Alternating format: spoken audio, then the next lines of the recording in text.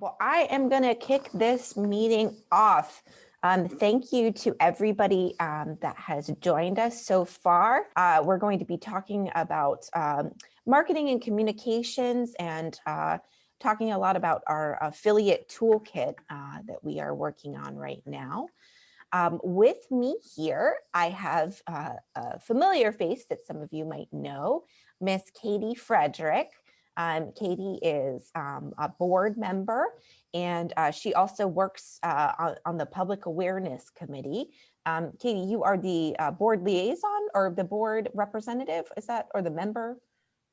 I am the board liaison to the Public Awareness Steering Committee. Yes, and we love, Katie and I both are on that committee together. So additionally with us, we have two other people that we are working with right now. The first of which is Kate Vendimio. She works with Mount Vernon Consulting in Rockville, Maryland. And we've also got, hey Kate, we've also got Lori Crow. She's a communications executive with Crow Communications in Atlanta, Georgia. Hi, good morning. Hey, thanks for joining us, you guys.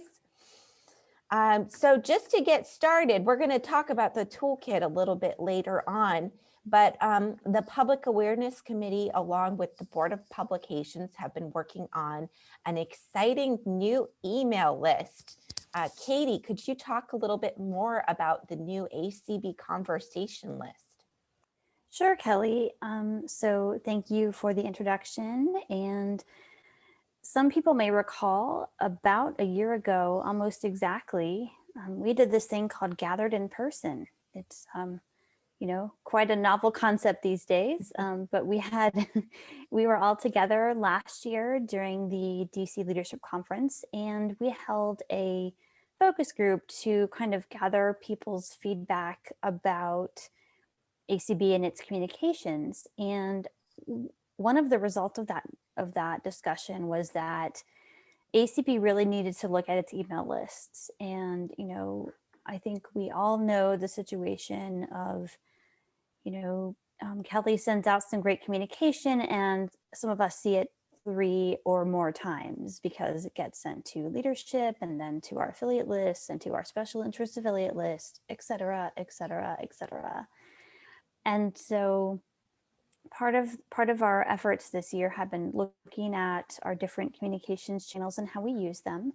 And one of those, of course, as I said, has been our email list. And so what we are looking to do is create a new list, calling it ACB Conversation. And the list will kind of act in a similar vein to the ACB Facebook community, for those who may be familiar with that setup. So it will be an email list where people can, come talk about ideas related to blindness or visual impairment, share things, share resources. We really want it to be an open, safe discussion place. Some people may be familiar with the ACBL list that has been in existence. That list will go away, and the new ACB conversation will replace that. And so there are more details to come on this. We're still kind of finalizing everything on the back end so that when we roll it out in mid to late March, it's kind of good to go from the start. So we're still finalizing some of the administrative pieces and kind of getting everything set up, but that is a very basic gist of kind of the conversation list and the direction that we want to take that email. And again, as we look at this, we're really trying to be strategic about our communication, right? And how, what methods are we using to reach our audience? And we know that not everyone has Facebook, not everyone wants to be a part of Facebook or social media, and that's totally fine. We want to meet our members kind of, where they are. And so, for some, email is going to be their, the preferred method to send and receive information. And so we respect that, and we want to to communicate to our members in that way, if that's the most comfortable way of receiving information. So that is a very brief kind of high level of the conversation list, and we will be rolling out more communication about that here in the future. We'll have community calls and some things around this, again, to make sure that everyone understands what's happening and what's going on and how they can be a part of it. But it's something that we're excited about rolling out, and we think will greatly help keep our communication really focused, and the communication will be more effective this way.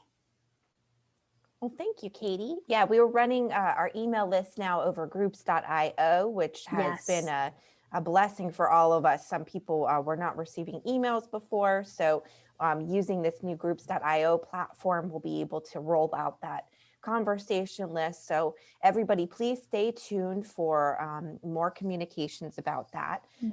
We will I think we're going to be doing some training about the list. Katie mentioned we'll do a community call. So very exciting, just another way for people to communicate within ACB. Yes. Okay. Well, let's move on to the main part of our discussion. So first of all, I would like to say thank you to Lucy Edmonds. She's helping host the meeting. So later on in the meeting, we'll open this up for questions. So Lucy will be helping us with that. So Lucy, thank you for lending your time to us. So I wanted to get Kate and Lori in on the conversation. If you guys could speak a little bit about the work that you've been doing with ACB leading up to this point, that would be great. Sure. So my name is Kate Vendimio. I'm with Mount Vernon Consulting, and I have been collaborating with Lori Crow with Crow Communications. And together we have been working with ACB National Office for about a year now, I would say, helping to really craft and develop some communications strategy. So I had the pleasure of speaking with some of you throughout the past year, and I actually spoke at last year's president's meeting about SMART goals. So some of you might recognize me, and if I haven't had a chance to meet you yet, I look forward to it. So let me give a little bit of a background of the work that we've been doing so far to support ACB. We'll then talk about, so we're going to talk about for a minute kind of what we've done in the past, and then we'll flip over to talking about what we're doing currently, and then we'll open it up for some discussion and feedback. So what we did this past year in 2020 is we had a three-phased approach. And so what we really did, again, we were doing this at the strategic level at the national office, but we did a situation and stakeholder analysis where we were really able to come up with categories for what kind of audiences ACB is currently serving, again, at the national level, and where the gaps were.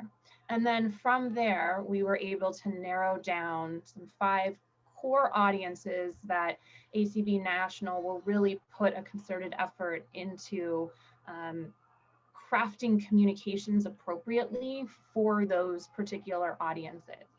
Obviously, someone who's a student and is interested in, let's say, scholarships and ways that they can be involved in ACB is going to be different than someone who has been a lifelong member and might be at an affiliate level. So there's all kinds of different audiences that we have. And so we're really working to help ACB at the national level. Sorry if you hear screaming, that's my kids in the background.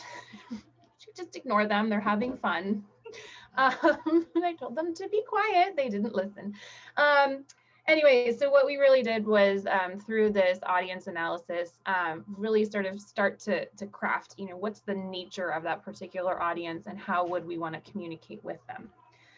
Through there, the next phase was developing key messages. So we came up with a series of key messages, again, at the national level that will cater to those particular audiences. And then lastly, we actually helped put together some measurable goals. So some SMART goals and measures around being able to determine how impactful these steps are going to be as we move forward. So that kind of summarizes it at a high level of what we did last year. And so this year it's kind of where it gets really fun, because it's where the rubber hits the road. And we're actually coming up with some different deliverables that will help at the national office, but particularly will help with our affiliates. And that's where we really wanted to direct this conversation today. So one of the deliverables we're working on is going to be putting together a toolkit. And so I'm going to have Lori speak a little bit about sort of summarizing what a toolkit is and how that's going to benefit you. Then once we do that, it'll bounce back to me. I'll talk through some of the components of what we plan to intend to include in this toolkit, and then we'll open it up for some feedback from you. So Lori, I'm going to turn it over to you while I shut my door in the background. Great. Thank you so much, Kate. And good morning again, everyone. It is a pleasure to be joining you this morning for this, important conversation. And also, I just wanted to say thank you. It has been such a pleasure working with ACB. You guys are amazing. And so anyway, I just wanted, before we dive into the details, we want to just make sure that we're all on the same page when we use the term toolkit. So just at a high level, it's a document that's being developed based on your input and the feedback that was received when Kate did a lot of her focus groups and one-on-one conversations that were so critical to shaping the next steps when she spoke to everybody last year. And then also from other ACB members and stakeholders. So we really tried to cast a wide net in talking to a lot of folks. And so this document is being developed to offer some information and resources to help you as affiliates reach, whatever your goals are. So for example, maybe your top goal is attracting some new members, or maybe you want some tools to really reach some younger members and start to build up, the younger demographic into your community. Or maybe you just want to build some engagement, or you have some other goals. And so we want to, put together something that is going to help you with that. And so, each of you is doing an amazing job, but I think we all could agree we could all use a little extra help every once in a while. And so that is sort of the thought behind this toolkit, is to, just provide you with some tools to give you a little extra help. And so with your guidance, we're going to be including items which you can choose to use based on your specific needs. And so it's going to, have a lot of different things in it. But again, the thought is that you, based on what your specific needs are for your your chapter, your special interest affiliate, your region, you can pick and choose what you need and what is going to serve you best. And so, like a hammer or a screwdriver or pliers or anything that you would find in a toolbox that you might pick to use for a specific project. In that way, we're putting together this toolkit so you can kind of pick and choose the tools that you can use for the different projects that you're going to be doing. And so to give you some more details, I'm going to turn it back over to Kate. We really are looking forward to your feedback on kind of where we are so far, because again, this is sort of, for you / by you. And we want to make sure that we include, the pieces that you really feel like you need most and are going to help you most. And so again, thanks for all you do, and I'll turn it back over to Kate. Lori. And so to kind of just reiterate what Lori was stating, is that, this intention is, we are not trying to be overly prescriptive here, right? And so we kind of think about it like a toolkit, like she said, we're handing you this toolkit that has hammers, screws, nails, etc.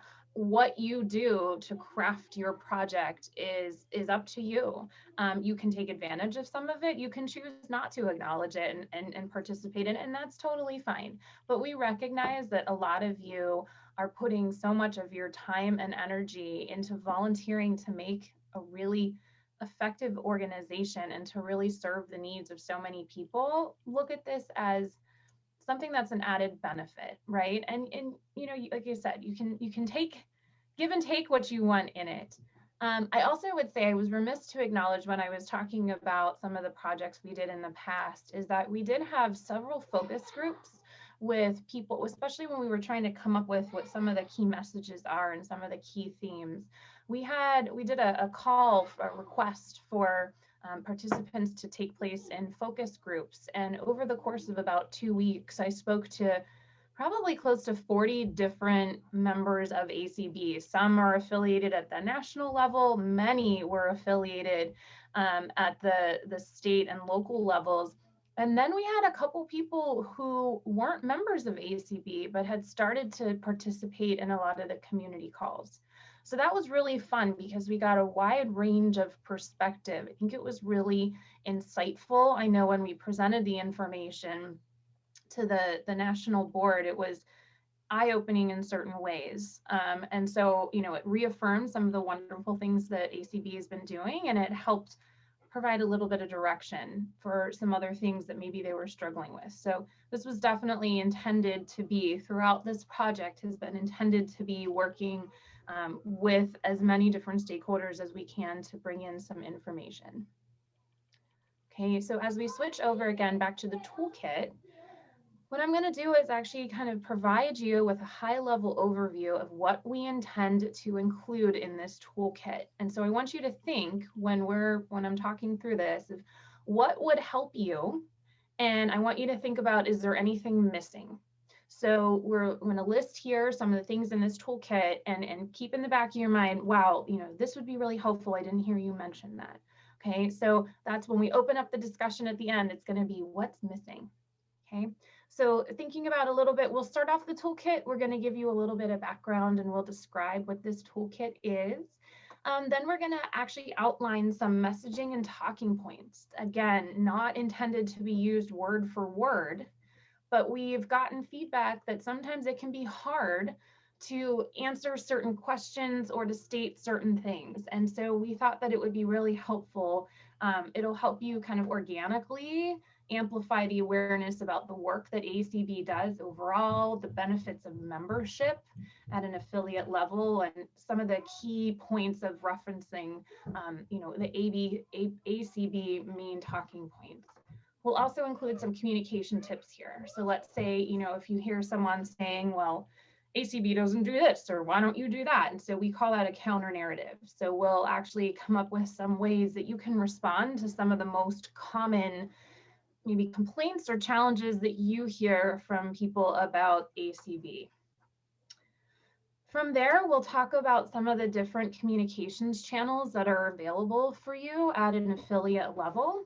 So we'll talk a little bit about ACB radio, how you can participate in ACB radio, and also how you can leverage it as a way to meet some of your goals, particularly for recruitment and fundraising.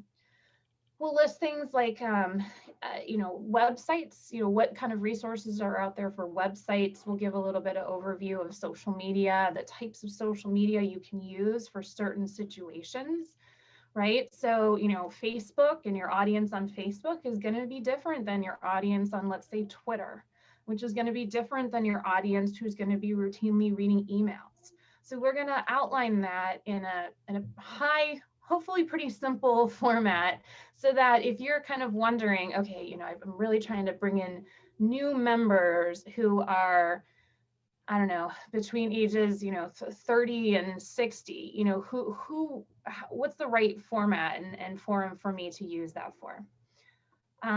So then from there, we'll also give you a section about fundraising. And again, from a communications perspective, what are some ways, some phrases, some key messaging, and some appropriate communications channels you can use when you need to do fundraising. And then the last major section is going to be about membership information. So one of the pieces of feedback we've gotten a lot when we talk to people at the affiliate level is there's a little bit of communication sometimes, or confusion sometimes about, if you're at an affiliate level or you part of national office, you get the benefits from national office. What's the benefit of being, let's say, a member at large versus someone who's part of a state affiliate and whatnot. And so we've heard enough from people that is a point of confusion that we thought it would be really beneficial to include some information and some talking points for you to help clarify that. We're also going to include information that helps you articulate the benefits of joining your affiliate.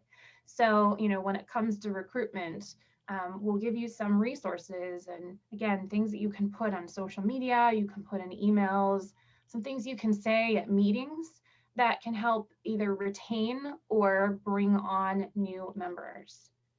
And then lastly, from a membership perspective, we're going to outline some resources that central office does have to support affiliates. So, we've got talented staff at the central office that can do things like help you design your logo, or maybe give you some guidance on how to set up your Facebook page. So we will outline that as a way to highlight how we can bridge sometimes that gap between an affiliate as well as national office. And then lastly, we'll wrap it up in the back. We're going to include in the appendix, we'll just include a whole bunch of templates for you, right? So email templates and social media templates for things in those main categories like fundraising and membership.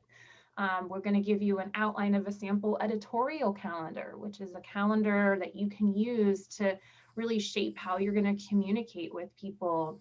And so then we'll also include information on just resources and helpful contacts, both at the affiliate and the national level. So that's a really high level and lots of information I just went through in a short amount of time. But again, I'd love to turn it back to you to gather your feedback on, did you hear anything that's missing? Is there something else here that would be helpful for you, for us to include? Because again, we want this to be as beneficial of a resource as possible for all of you without being overly prescriptive. So I'm going to turn it over to the audience and ask for your feedback and thoughts on what's missing. Okay. First, we have Juan Snyder. Greg, you should be able to unmute. And thank you, Lucy, for hosting, and thank you, panelists, for attending, and thank you for what you're doing for ACB. What I think would be totally helpful is a part in the toolkit talking about, because I'm on the PR committee for ACB Next Generation, and we've been having problems with some posting with some platforms, including Hootsuite and things like that. So using some of those things kind of to our benefit, and what are the best ways to post. I didn't hear that mentioned. Maybe you did. Maybe just like, what are the best ways to post and what's going to be the most efficient thing. So that's, Sure. You understand kind of where I'm coming from? Yeah, so to make sure that I understand, so from what I'm hearing you say is that there are certain resources out there. So for those of you that aren't familiar, Hootsuite is a sort of like a third-party platform, right? That you can make social media posts. It's got your Twitter account and your Facebook account and your Instagram account, and you can make your posts and schedule them through, let's say, Hootsuite. Hootsuite has a heck of a lot of problems, and accessibility is just one of them. Yeah. Okay. So it's not just you. Okay. No. Well, I'm just wondering, and I haven't used it myself, but I know we've been struggling with our affiliate, and so just like the best, most efficient ways of like promoting, our message using, different apps that might be helpful or different, Sure. So yeah, so absolutely. So coming up with some suggestions for you to streamline and most effectively use your time to reach the broadest audience. That's correct. Yes. Thank you. You summarized that well. Thank you very much. Sure. Thank you. Okay. Karen, you should be able to unmute. Hi. Thank you for taking my question. My question is, how do you figure out what the most effective way is to communicate with your membership? Because we send things out, say, through our email list about community calls and stuff, and our attendance is going down and down. And how do we figure out the most effective way? Because I don't think email is necessarily the most effective way, and I don't know what else to do. Mhm. So I'm going to start that answer. This is Kate. I'll start providing an answer, and then I'm going to turn it over to Lori, because I know this is a lot of her area of expertise too. One of the things I would recommend, Karen, is maybe asking your attendees to determine what's going on, right? Maybe it's sending out a survey and asking them, what's your preferred mode of communication, right? So what we're finding is different audiences have different needs. And there might be, something else that might be more effective. Maybe you're sending too many emails, maybe you're not sending enough. But just one thought is surveying your audience to determine where the gaps are might be a step. Lori, what are your thoughts on it?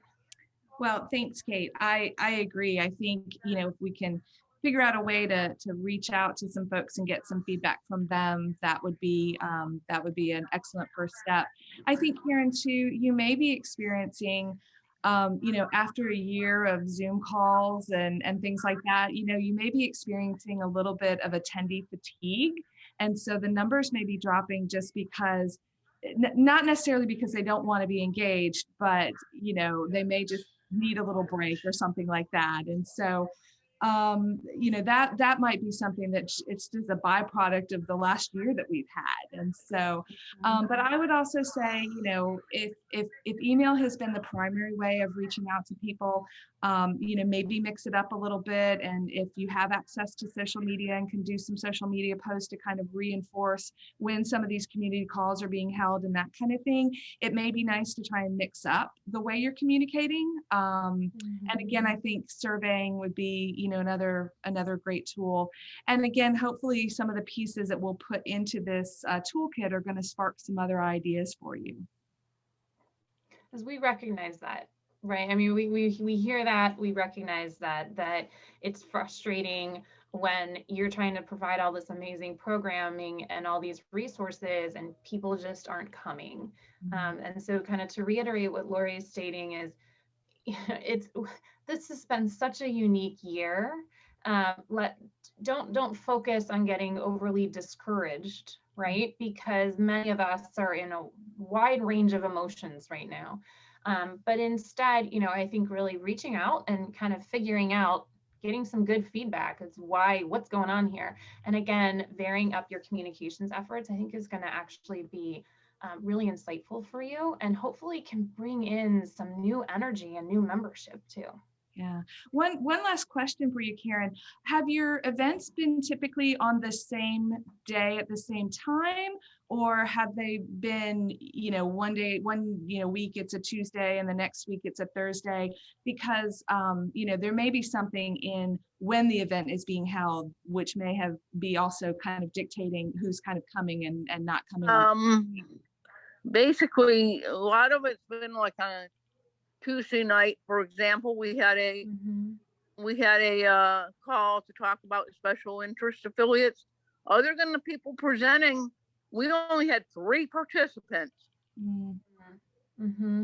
Yeah. Okay. So it was like, yeah, that's frustrating, I'm sure. Very.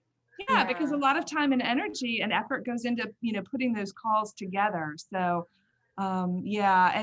and again, it may have just been something about that particular day and time that didn't work for the majority of folks or something. I'm not sure, but hopefully we'll not either. Yeah, and hopefully we'll be able to give you some ideas to kind of get to the root of this. But hang in there. Yeah, we'll do. Okay, Terry Suarez, you should be able to unmute.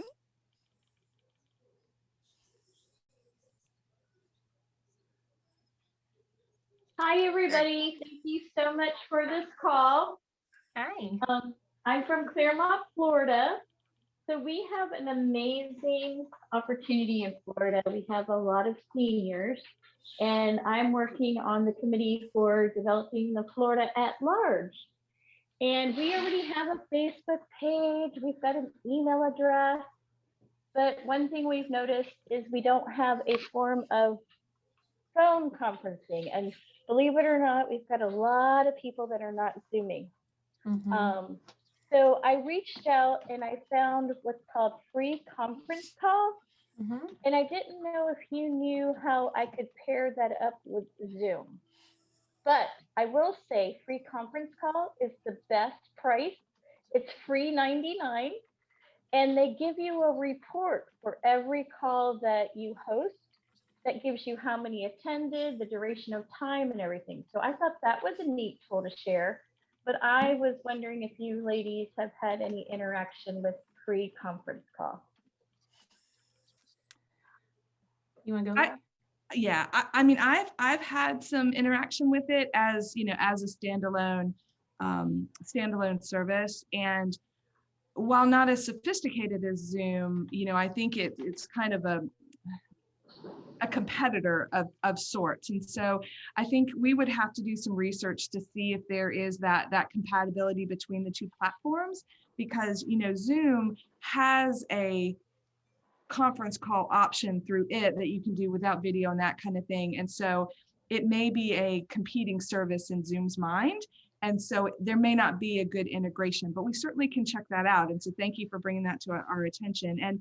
And to your point, it is something that when we spoke with Cindy, we had a really great conversation with Cindy, and she mentioned that, you know, phone conferencing and text to call and some of those are other options or things that we need to be exploring. And so we didn't want to get into the super details, but those are definitely on our radar. So yeah, we can kind of investigate that.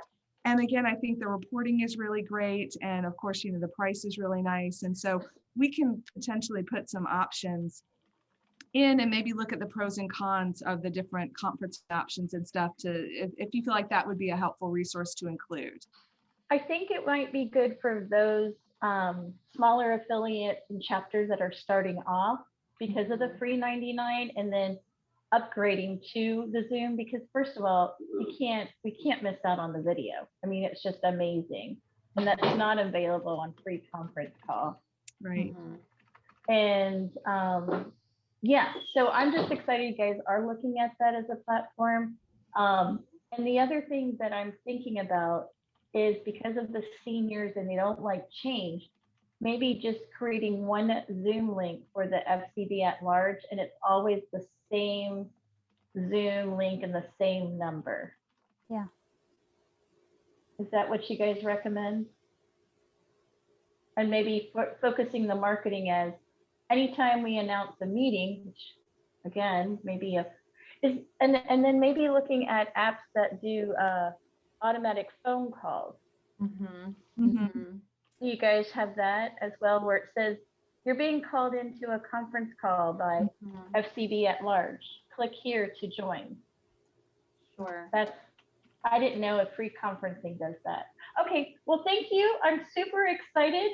This is all the tools we need. This is fantastic. And thank you, Lucy, for hosting. And thank you so much. I'll let others talk. Thanks, Terry, and good luck with all your efforts. Oh, working slow process, you know? change, I go, woohoo, charge, and others go, oh, no. Right. Well, change management is a whole nother conversation. But just to kind of add in, Terry, real quick on that is, so you know, what I'm hearing you say is that it would be very valuable to affiliates to include some information about straight phone conferencing platforms that are available. So we can absolutely make sure that we include that.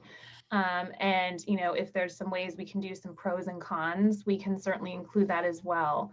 The other thing. Also a tree, you know, where you type in a message, because when I used to have to schedule 300 people for the hospital, I could just call this number and create a voicemail, and then it shot out to the 300 numbers if we were short staffed or whatever. So those kind of tools would be fantastic for those that, you know, don't do emails, that don't do, you know, all the other platforms that we're very comfortable with. So that would be a great tool.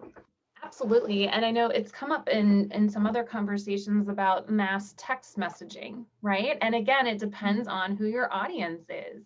And so, you know, some certain audiences are just, they don't feel comfortable with text, they don't trust it. Others are never going to check their voicemail, right? And Right. so kind of going back to what Karen was stating earlier about some of the struggles is, it might also require multiple modes of communication, and you might need to test it. So maybe you do that blast voicemail for a while, and if you're getting feedback that this works well, then go with it. Maybe you try the text for certain groups and then the voicemail for others. And, there's all kinds of resources out there. And so that's what we want this toolkit to be.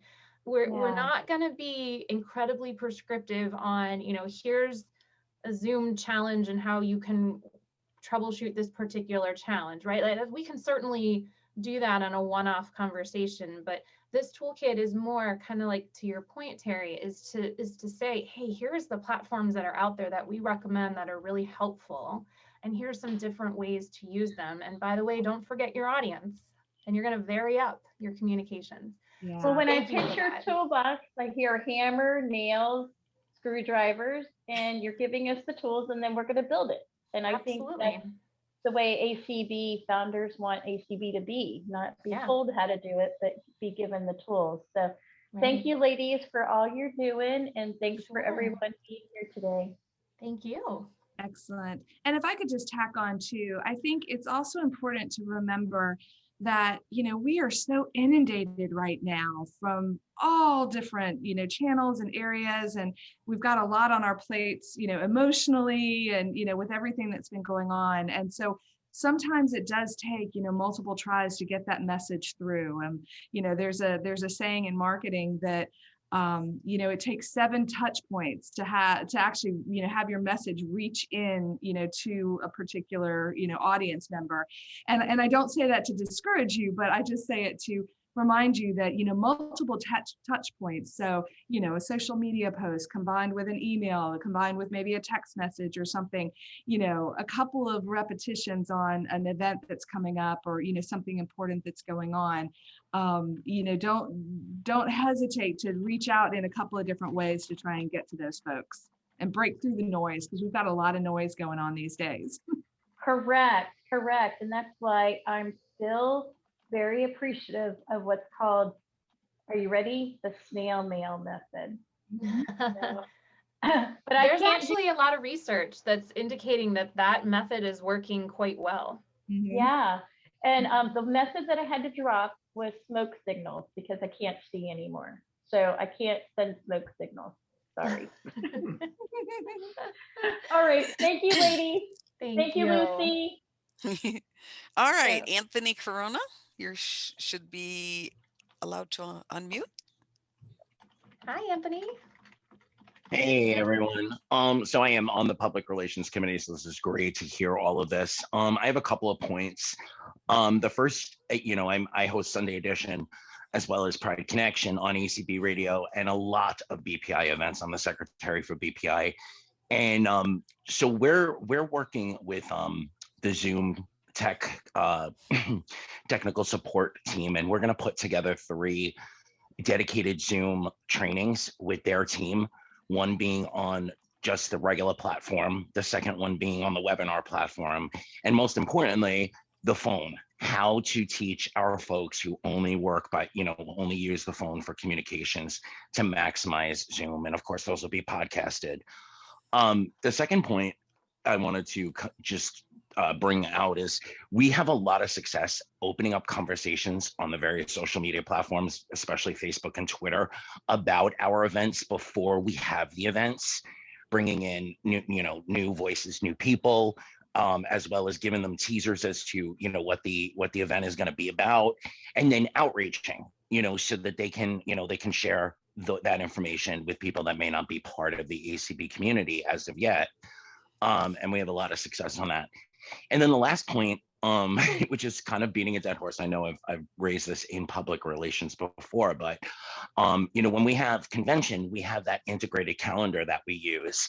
And I think it would really, I know that the calendar that we're developing now is for internal use, but I think it would be really helpful if we created on the website, on the actual ACB website, a calendar where a lot of these events and the Braille Forum focus and all that stuff is listed, so that when affiliates are planning events, they can go and also when we're sending out communications, whether it be from national or from our various affiliates, that we can include those links so people can go directly to the calendar and see, okay, this is what's going on this week, this is what's going on next month, and kind of be able to, I think, like you said, there's fatigue for Zoom calls, but there's also oversaturation where you can't decide what you want to do because there's so much available, and which one do you go to?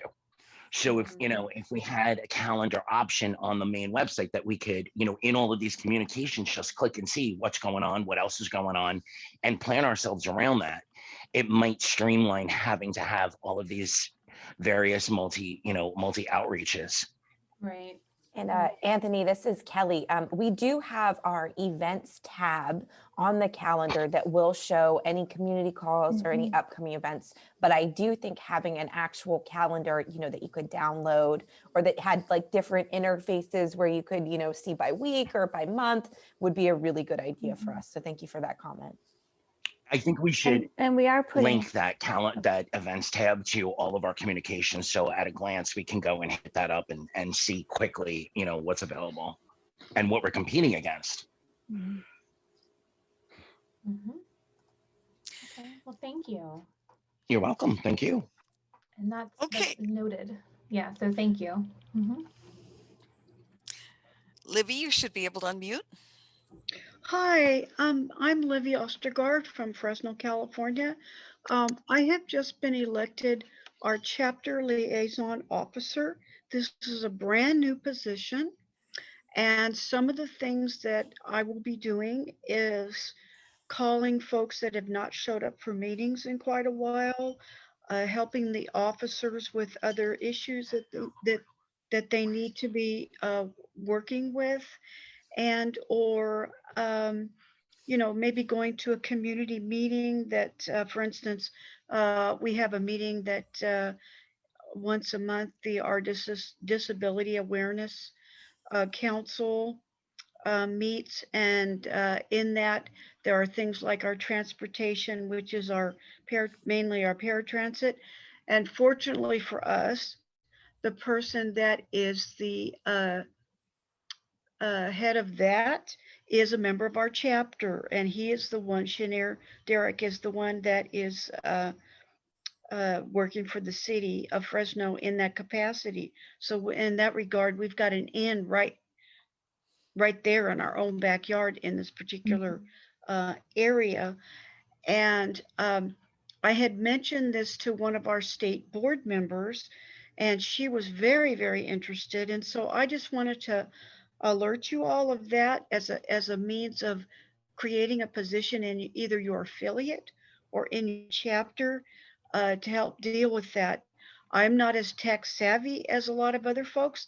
I'm learning, but I think this is going to be a real boon for our affiliates and our chapters. Thank you.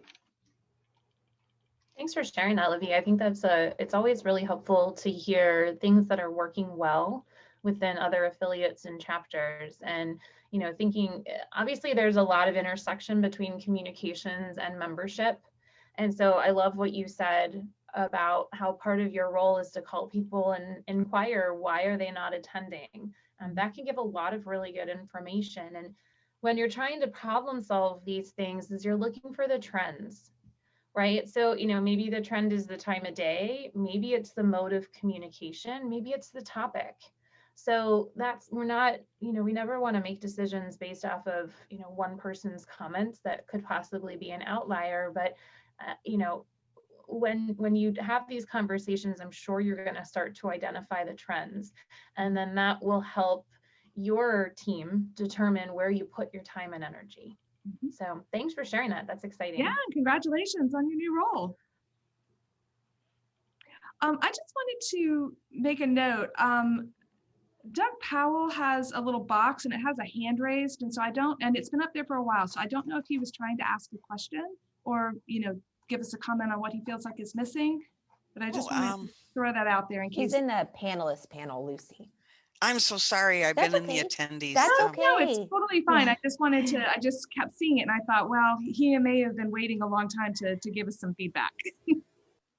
Okay, well, yeah, sure, Doug.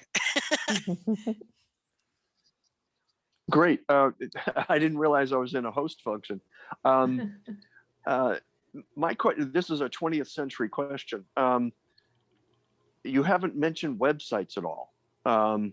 And our affiliate is having trouble keeping, getting it up to speed, maintaining it, and figuring out how to hook up PayPal or that kind of thing with it, so that we can, gather some attention. And once we've got their attention, they can take actions, off of that website.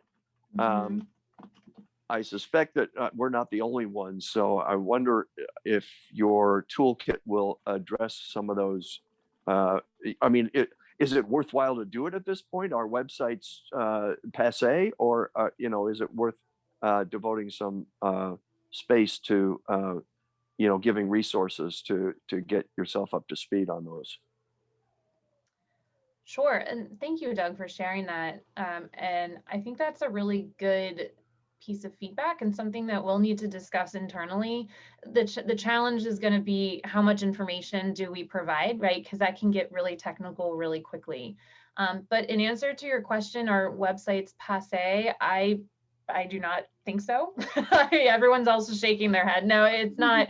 They're still around. There's definitely some different theories on how you set up your website, and you can have a pretty simple website, right? That can still get your points across. But what I'm hearing you say is that there's a lot of the technical challenges. How do you integrate some of the other systems like PayPal? How do you just even come up with a process to update it regularly? Those are all things that all organizations face. Yeah. And so, we can talk a little bit about that, because I think that's a really good perspective. And if there are resources that that are inexpensive, because obviously chapters and affiliates are not rolling in money and can't afford to hire anyway, there's a web page developer that I know there's Bluehost. Yeah, so there's definitely some affordable, kind of do-it-yourself website folks out there. Wix is really good. Square, I think, is pretty good. And so we can talk through maybe putting a high level, kind of overview about some of the different services. And the good news is these days, the trend is really to have a website that's really only one page that kind of scrolls down. Kind of gone are the days where you have to have a website that has 20 pages that are all interconnected and that kind of thing. And so they actually are streaming more towards sort of the simple. And so that worked really, really well. And so we definitely have been talking about websites in our background conversations. And again, thank you so much, Doug, for kind of, bringing that again to the forefront so that we can make sure that we include some information about that. Again, kind of not trying to get too technical, but again, some of these folks like Wix and stuff already have the plugins built in to connect to PayPal and some of the big, payment vendors and that sort of thing. So it makes it really very easy, for most of us who are not, website developers and that kind of thing. Great, thanks. I just want to reiterate too, sorry, Katie. So, if you are an affiliate, if you have an affiliate page on our website, whether or not you are a state or a special interest affiliate. There are a couple affiliates now that are actually making use of that spot. They're putting podcasts from their community calls. They're putting more information, their mission statement, just their chapters, different items, their social media links and everything. Please, please, please utilize that space on our website, because if you don't have the capacity to actually, have your own website and be able to have a developer or somebody, update it, you have me. I can update your page. You can send me an email. I'm usually pretty quick about making updates, and it's a great way if you want to get your information up, you know, on the internet. You've got that page, and you can send that link out to anybody. So just, you know, if you have any questions, my email is kgask@acb.org. That's KGASQUE at acb.org. You can also call the office, and I'd be happy to talk to you about updating your page. Hey, Yasmin, you should be able to unmute. Excuse me. Yasmin, I'm sorry, real quick before you go, I think Katie Frederick had something else to add. I want to make sure that she had a chance for Doug's comment. Oh, no, I was just going to say, you know, maybe this is something that we can look at, you know, possibly in, you know, doing something around for affiliates who might want that, you know, in addition to whatever, you know, goes in the toolkit, we can talk about it, but it might be some ways that we, you know, as ACB can reach out to some of our affiliates and help with this kind of thing, Yes. because there is a lot, you know, to a website around accessibility and everything as well. So definitely, you know, maybe that's something that we can look at, Kelly, as a committee. I think that would be a huge value add that the Public Awareness Committee could have. I'm also thinking that it might be an interesting topic for, let's say, convention. Right. Or you know, some type of way, because there's a couple different layers. Again, we're kind of focusing a little more on the strategy here, but there's a lot of implementation questions that people have, right? So, you know, we're kind of looking at it as this toolkit's going to give you some talking points or, you know, some key points that you can include in your website, but there's a whole background of how do you set up that website? How do you integrate the systems? And then how do you have the process to maintain that website regularly, ensure that communication coming through is coming back to you. So there's a lot of nuances of websites. So I think that would be a huge value add if we kind of addressed it in the toolkit. Maybe the Public Awareness Committee takes a look at it, and then you start exploring it as some other topics that can be presented, you know, to a greater forum. Yeah, great idea, Kate.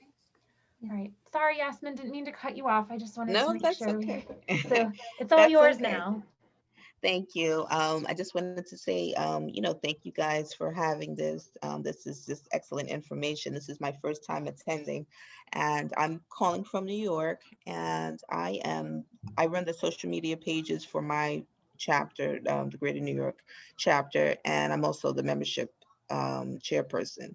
And the problem, I think, that we first encountered was like with the social media pages, that we do have a lot of older members who, you know, they may not be on Facebook, they're definitely not on Instagram or any other, you know, social media platform. So I tried, well, we do have our pages set up. So we are on Instagram, we have a Twitter page, we are on Facebook. So some of our older members, you know, can navigate Facebook, but they, you know, are a little afraid to try Instagram, for instance. And I went to a like a webinar to learn how to make the site more accessible and using the alt text. So, you know, just because we can't see doesn't mean we can't know what the picture looks like.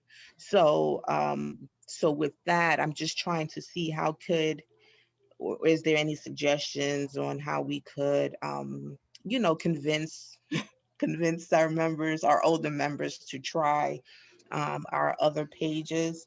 You know, or I told them, you know, it's free to sign up. You know, if you don't like it, you could just, you know, deactivate it or whatever, but just try it out just to see. But I think there has been some resistance to that. So the Instagram page is slowly growing. We have a mixture of, you know, people who follow it. And I just want, you know, as we go into this, we're already in the age of technology where, you know, everything is just, you know, everything is becoming more online. And, you know, we don't want our members to, you know, not be left behind because, you know, I post, like when we have our meetings, we do have a person who sends out the, email to the group, but I also post it on across those platforms so they know as well. So, I heard someone else say, you have to get the message out multiple ways to your members. So I just wanted to ask if, did you guys have any suggestions about, maybe getting, older members to Right. to try a different social media platform? So I think in the interest of time, just with this particular session almost coming to an end, I don't think we're going to have the capacity to go into it in a lot of detail. But what I will say is, Yasmin, I think you bring up a really good point.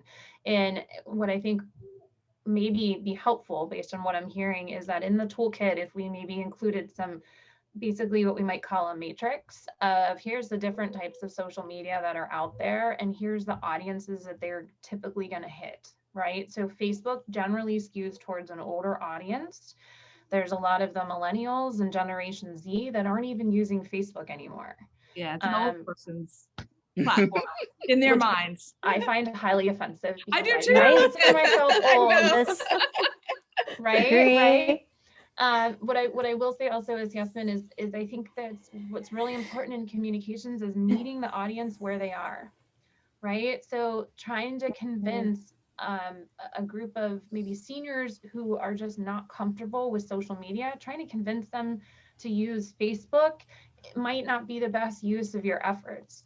So, there is a lot of data that states that email is still an incredibly effective mode of communication. Kind of going back to what our friend from Florida said, is maybe that's when we do the voicemails, the blast voicemails. So, in terms of your answer in a quick way, there's not a simple answer, but I think that it probably would be helpful in the toolkit to at least include a high-level overview of you're going to put the time and effort into certain things. Here's where you're going to get the best bang for your buck.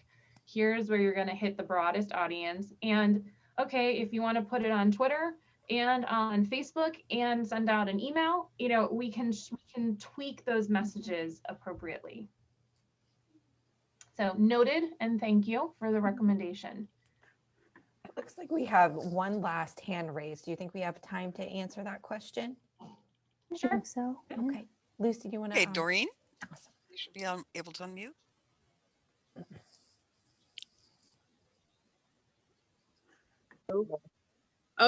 So this has been really valuable. I guess I would offer a couple of comments and cautions. One of the realities around me is that the seniors who are aging into blindness, a lot of them are also suffering from hearing loss. Sorry, I don't know if my phone is coming through, but I hear you. yeah, the phone was chattering at me, so I'm glad it wasn't chattering at the webinar. So they're aging into blindness and they're aging into hearing loss, and even the blast voicemail might not be interactive enough for them. The other piece of Facebook is that sometimes people kind of need cajoling to keep trying if it doesn't work the first time. My mother is 83, and I didn't realize that my sister, it took her 6 months of calling my mother every Sunday so that my mother could do Facebook church reliably.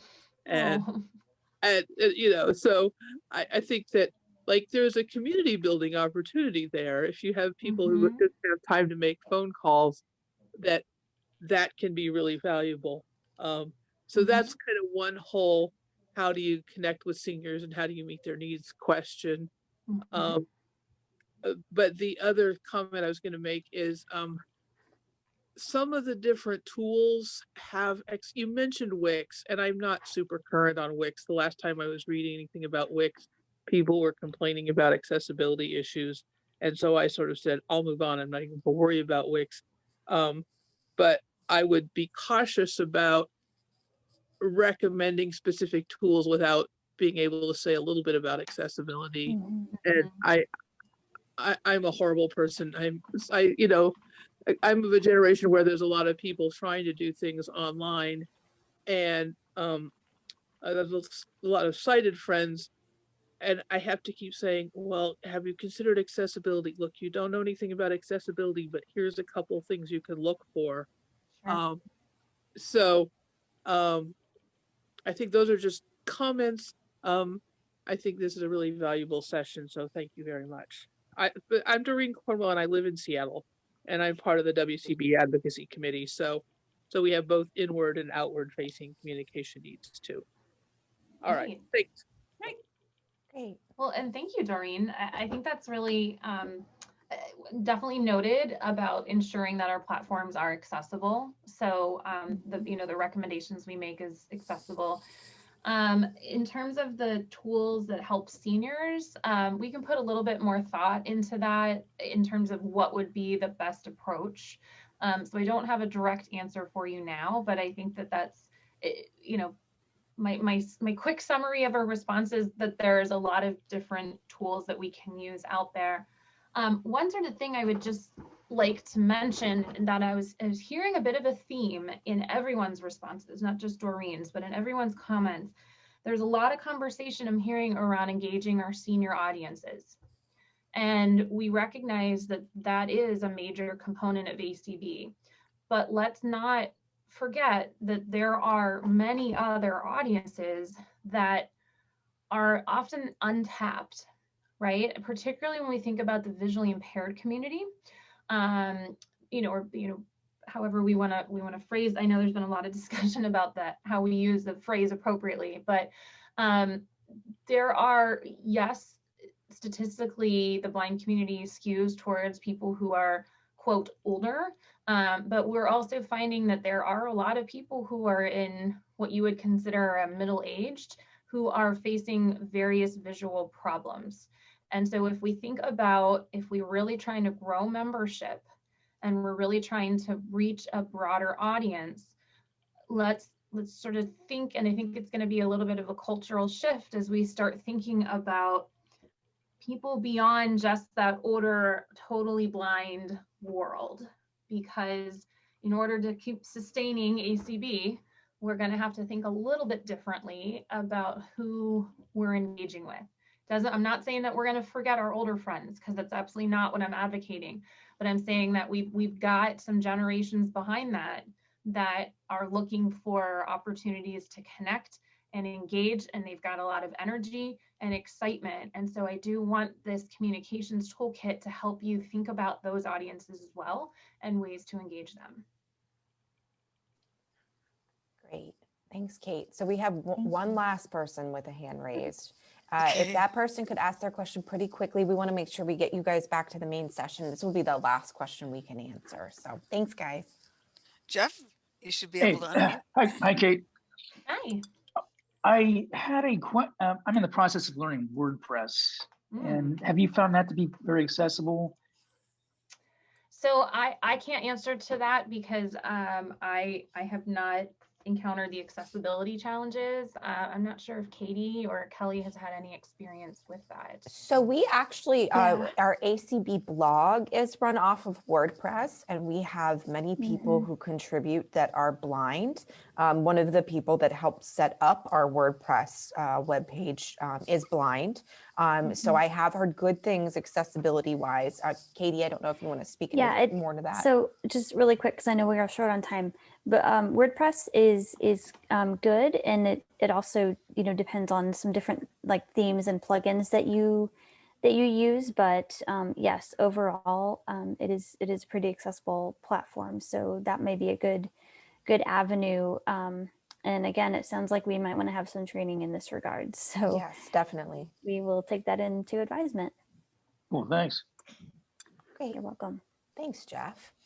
All right. Well, this has been a great presentation. Thank you, Lori and Kate and Katie, so much for coming to present. This is going to be an extremely valuable tool for all of our affiliates. Lucy, thank you so much for hosting. We hope you all have enjoyed this presentation. If you have any questions about anything that was mentioned, you can shoot me an email. Again, my email is kgask, that's GASQUE @acb.org. You can also find me on the contact page of the acb.org website. So thank you guys for attending, and I hope everybody has a great day.